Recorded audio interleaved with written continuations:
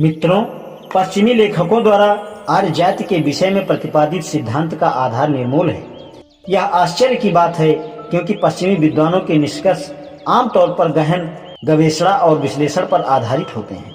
इस सिद्धांत पर वे क्यों विफल रहे, यह जानना महत्वपूर्ण है कि वे क्यों असफल रहे। ध्यान से निरूपण करने पर पता चलता है कि वे दोहरी भ्रांतियों से ग्रसित हैं।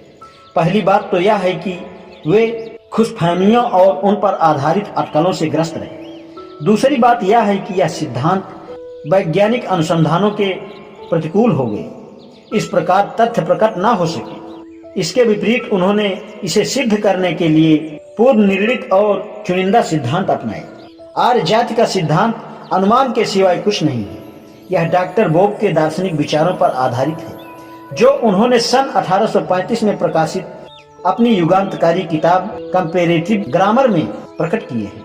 इस किताब में डॉक्टर बोब ने लिखा है कि यूरोप की अधिकांश और एशिया की कुछ भाषाओं से पता चलता है कि उनके पूर्वज एक ही थे। जिन भाषाओं की और डॉक्टर बोब ने संकेत किया है वे भारत जर्मन भाषाएं कहलाती हैं। इन्हें समुच्चय रूप से आर्य भाषा कहा गया है क्योंकि वैदिक भाषा आर्यों का उल्लेख करती है और वह भारत जर्मन भाषा परिवार से संबंध है।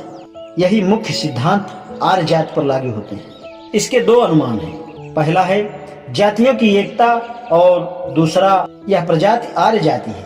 तर्क यह है कि यदि भाषाओं का उद्गम समान आनुवंशिक बोलियां हैं तो ऐसी जाति मौजूद रही होगी जिसकी वह मातृभाषा रही हो और वह आर्य जाति की आर्य बोली रही होगी। इस तरह अलग आर्य जाति का अस्तित्व मात्र अनुमान है।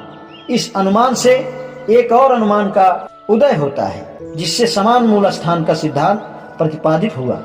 एक तर्क दिया जाता है कि ऐसा कोई भाषा समूह नहीं हो सकता जब तक कि उस भाषा समूह के लोगों का समान आवास और संसर्ग न रहा। इस तरह समान अवस्था के सिद्धांत का अनुमान एक अन्य अनुमान पर आधारित है। आर्यों का आक्रमण का सिद्धांत एक नया अनुसंधान है। इसकी खोज की जरूरत है।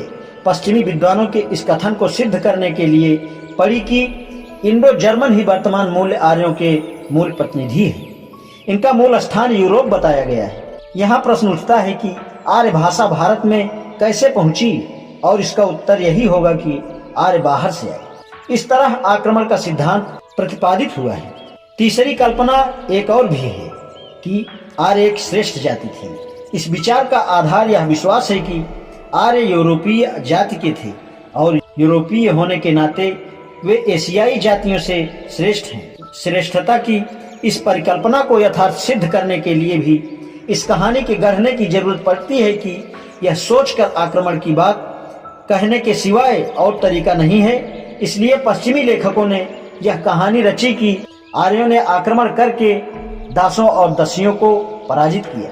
चौथा तर्क यह है कि गौर वर्ण होने के कारण यूरोपीय जातियां एशियाई जातियों से घिरा करती थी क्योंकि वे श्याम वर्ण की होती हैं। आर्यों को यूरोपीय मान लेने से उनके रंगभेद की नीति में विश्वास जरूरी हो जाता है और उसका साक्ष्य वे चातुर्वर्णीय व्यवस्था से खोजते हैं। पाश्चात्य विद्वानों के अनुसार वर्ण व्यवस्था रंगभेद का पर्याय है। आज इतना ही, शेष कल। धन्यवाद।